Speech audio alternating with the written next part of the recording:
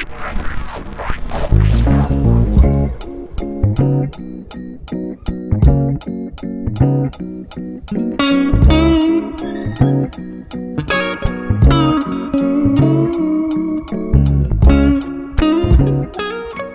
you own a walleye boat, but you're just not quite sure where to start on getting that thing set up for salmon. Today in this video, I'm gonna walk you guys through how I set up my Nitro ZV20 for salmon fishing out on the Great Lakes, and just walk through some ideas that maybe you guys can use on your boat to make it a little bit easier for you guys to get out there and catch some salmon. But before we go ahead and do that, I do wanna say I apologize for the lack of videos the last couple of weeks here. I've been slammed packed with guided salmon trips. I have been running a few walleye trips here too as well, but we also have the National Walleye Tour coming up next week. We've been fishing some head-to-head events, so we've just been really busy, and it's been a little bit of a struggle to get the camera out on the boat and film some content for you guys. But I promise you, right after the National Walleye Tour here next week, we're gonna get back out on the water fishing for salmon and a lot of walleye too as well. So we're gonna have all sorts of content coming to this channel very soon. If you guys are new here, definitely go down. We're almost at that 10,000 mark. We're very close, so thank you guys so much for that. Maybe we'll even host a little giveaway in the next video because it's a pretty big milestone to hit 10,000 followers, and I'm super fortunate for everybody that's been following along on this channel, following me on my adventures from day one. It's just super humbling to have a big group of people like you guys following me and basically allowing me to live my dream and do this every day for you guys. Thank you guys so much for that. But I'm gonna go ahead, we're gonna hop in the boat here. It's a little windy today, which is why we are not on the water. Just do a little bit of gear breakdown for you and hopefully give you guys some tips on what you can do to set your walleye boat up for salmon. So one of the key features on my Nitro ZV20 that really allows me to do this very easily is the Cisco track that I have mounted on my rail. Now this is about a 5-foot piece of track, and what this allows me to do is really maneuver things that I need for salmon fishing on and off the boat very easily. Starting in the back here, you guys can see we actually have an electric downrigger on a pedestal base that slides into this track. Now I can slide this downrigger off. Obviously I have it tightened, but I can slide this downrigger on and off very easily. So when I'm not salmon fishing, I can take these riggers right off and store them in the garage. But then when I am gonna need them, I can take them out of the garage, put them onto the boat. Within 5 minutes, I can have both of these things on and ready to rock for heading out onto the big lake. And these are the Big John electric downriggers. These ones are actually pretty old. I picked these up pretty affordably, so you can actually get into these for a pretty decent price. And what this is actually designed to do is get your bait down to a desired depth very quickly. We actually use 10-pound weights. We attach our line to that and then send it down into the water column. There are also manual downriggers you can get as well. If you're not looking to install power to them, you can get into a hand cranked downrigger too as well. That works the exact same way. And real quick before we move on, this is actually the rod that I'm using on my downriggers. Now this is actually a downrigger Akuma Classic rod. Works perfect. It's a super affordable rod and it works really great in these electric downriggers. The reel that I got that rigged up with is actually a Piscifun Solace X3000. I absolutely love this reel. You don't necessarily need a line counter on your downrigger rods, so these reels do not have that. And what I got on there is actually 25-pound mono. Again, a very easy setup that's gonna catch you some fish. So for a while before I owned my ZV20, I actually had a smaller fiberglass boat that I didn't have downriggers mounted to.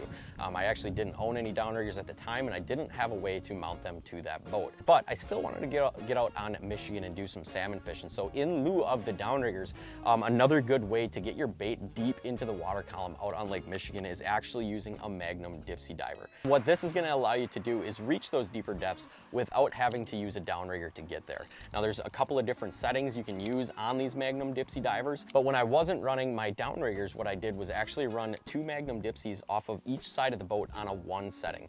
That allowed me to get some baits down deep in the water column just like they would if I was using a downrigger without actually having to mount a downrigger to my boat. So this is another great option to get those baits down where you need them to catch some big kings. So if you're not looking to invest in some downriggers, or you're not looking to spend the money on installing them on your boat, you can also take a look at a Magnum Dipsy Diver. I believe these things are pushing $20, $25 in the store.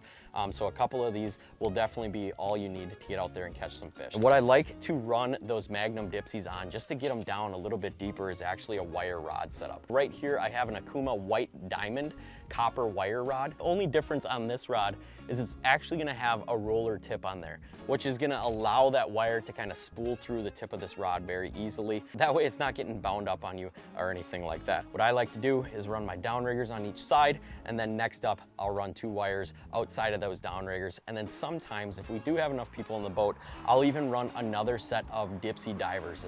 We call them high divers.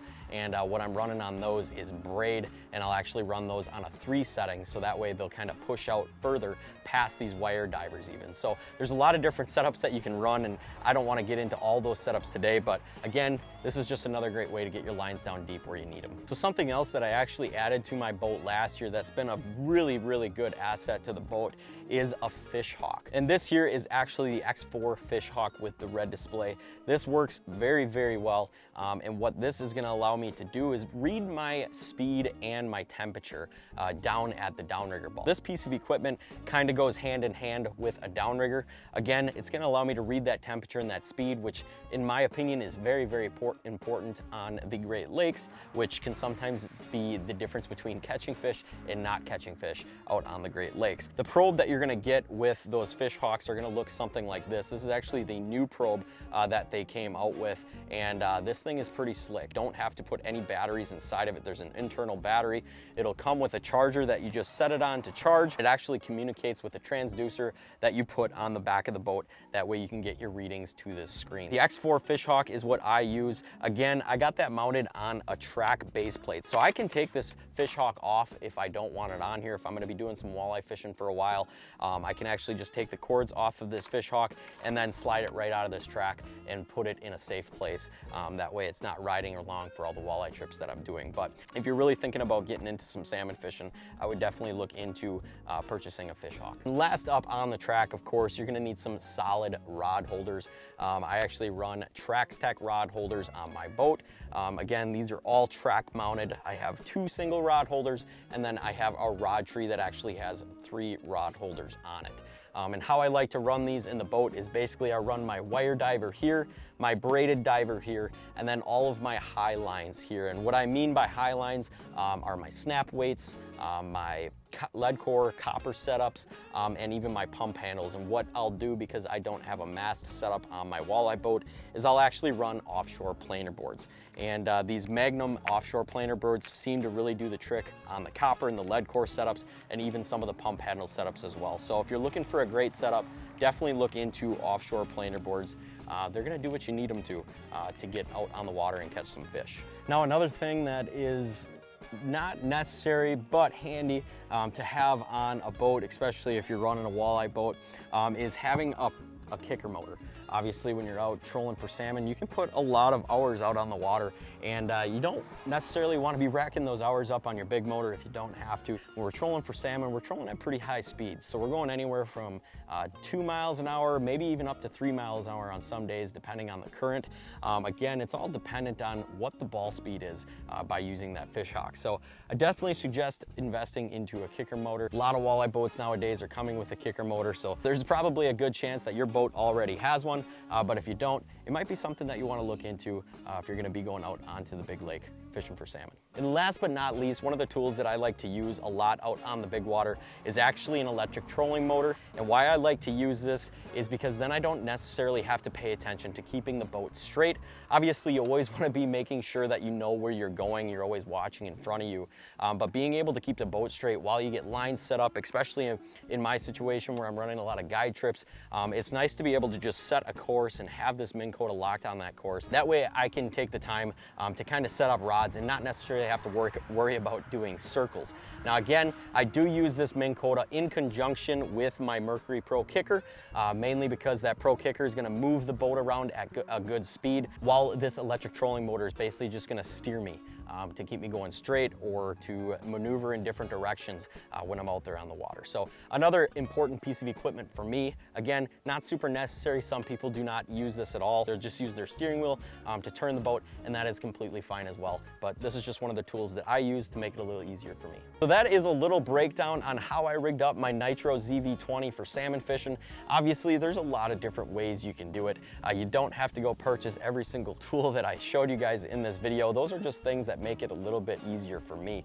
Now, there's a lot of inexpensive ways to get started out on the big lake, but if you are looking to invest and really get set up, this is probably one of the better ways to do it. Hopefully this video was informative to you. Hopefully it helped you, give you some ideas on what you can do to get set up for salmon fishing. If you guys have any ways that you guys have been using that make it a little bit easier for you to fish salmon out on the big lake, leave some comments down below and let me know.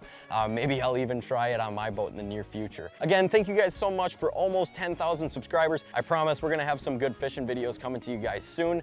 If you guys are looking to follow along with any of the tournament series that we're doing, we are doing the National Walleye Tour next week, and then we're also in the head-to-head tournament series as well. So if you guys would like to follow us along on any of that, I'll leave some links down in the description below where you can follow along with us and see how we do for the rest of the season. Yeah, I think that's all I got for you guys today. Thank you so much for tuning in. As always, keep living your dream, and we'll catch you guys on the next video.